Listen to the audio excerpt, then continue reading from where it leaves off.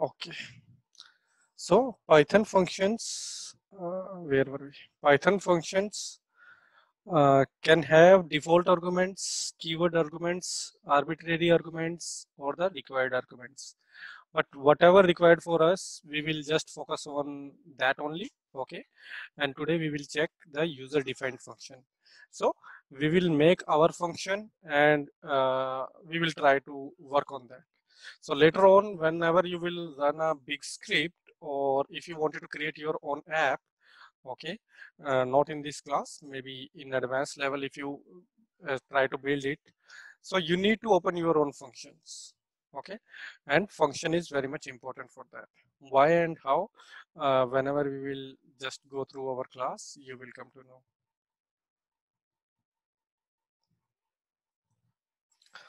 So basically, if we talk, what is the Python function? It is a piece of code. Okay, like if we talk about route reflector, because all of you are from the routing background only, we used to make a route reflector, and then we need to just change out the neighbor IP, and we can just access this whole code over there. Or maybe you can say, if we are routing a route map or access list, we can apply on any of the interface, right, wherever it is required.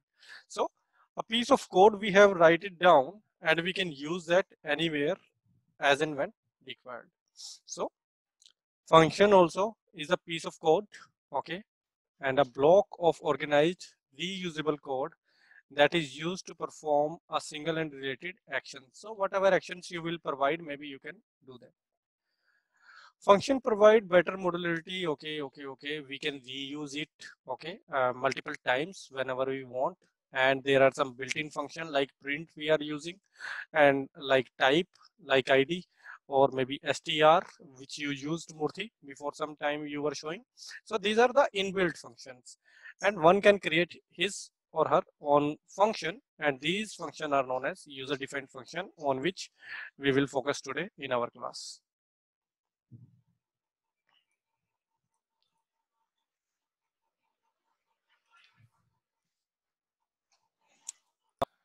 So what are the simple rules to define a function in Python? Function begin with the word def. Okay. So you need to write down the define. You are defining something. So you write down def. After that, the function name. Maybe if I am creating an addition function, I will write down add, and then open and close parentheses followed by the colon. Okay, like if statement was also followed by the colon. And under this, you can write down any of the statements or the expression you can say, which we can call later on in our main program.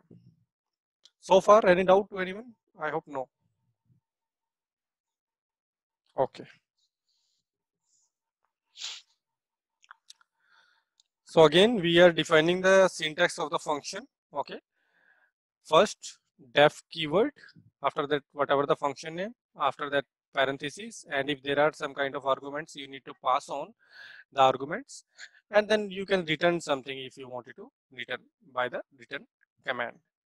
So by default, parameters have a positional behavior. So like in our offset, we were using some kind of arguments, 1 2 3. So 1 was the start, 2 was the end, and 3 was the skipping position, and these cannot be interchanged.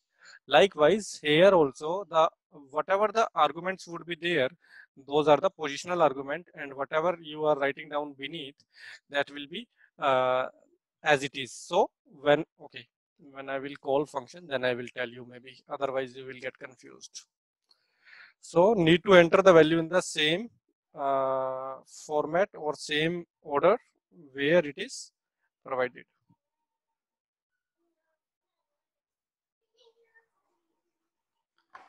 So this is a small function named as hello. Okay. So here we are defining function. This is we are giving the name without any argument. Okay. And open and close parenthesis followed by the colon. We are printing something. Then how to call function, give the name and give these kind of open and round brackets, and the output will be shown to you. And let me open my Sublime also. Okay. So here Sublime is opened. Let me drag into this window. This is my test file. I am defining some kind of function. Maybe I can say test, any of the name I can give, okay, for the function. If you check, if I will put enter, here the for indentation is there. So if I need to print, I can print, or I can give any of the commands over here, but I am just printing something. So I am just print, and into this command I am saying I am into the function, okay, and that's it. So this is my main line.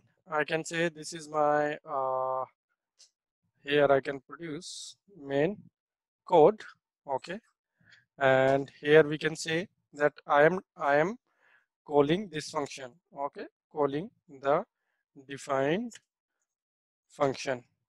So I am calling it maybe with the name and giving by the brackets. Now when I will hit the control and B, you can see that my function is called properly, and the output which should be there, it is given there. How I can test? Maybe before it I can print some more thing. Maybe I am into main code.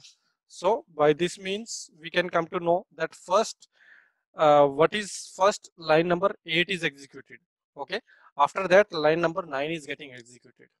Making sense? Yeah.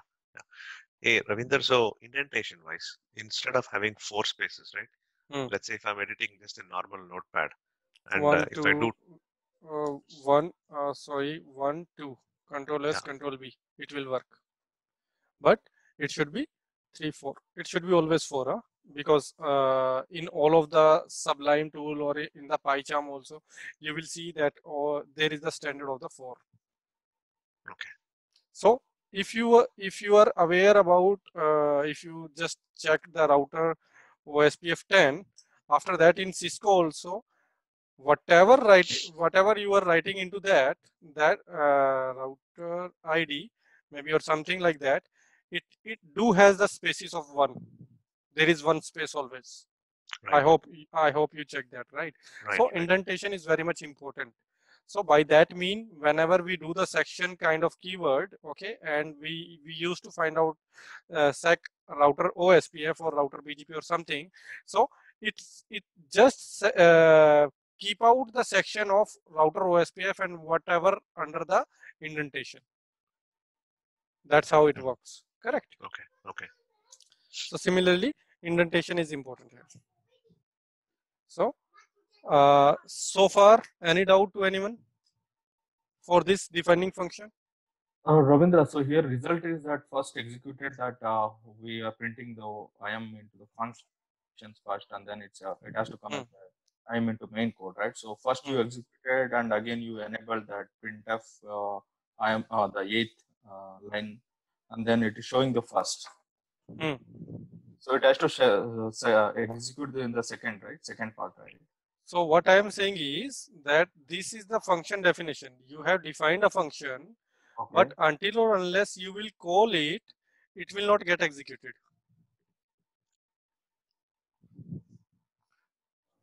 Okay. Okay. Oh, okay. Calling the function. Okay. The Hmm. text is the call. Okay. So test is the function name. Maybe let me change the function name and you will come to know like what I want to say. So instead of Okay. test, I can maybe say print 1 because print is the by default function. So I cannot take the same name. Let me do like that.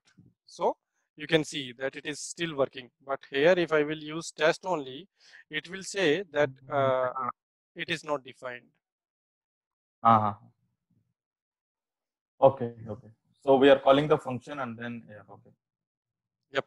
So we are calling the function. So first of all, this is my main code. Okay. This will get executed and I can call any of the function. Maybe I can say I am into the print 1 function. I can say print 1 function. Okay. Let me define one more function. Okay. Maybe I am defining some more function name as print 2, and here also I can like maybe I can print out some more statement, or let me copy it from here to here. I'm into print 2 function. If I will save it and I will press Control B, there will be no change into the output until or unless I will call this function. So if I will call this function, then the output would be there. Okay. Even I can call one function from another function too. So I can do like that as well. Show me. Like that. Oh, just a moment. Print one. Sorry. Okay. So we are calling in the print one itself, right? Print one we are calling. Correct.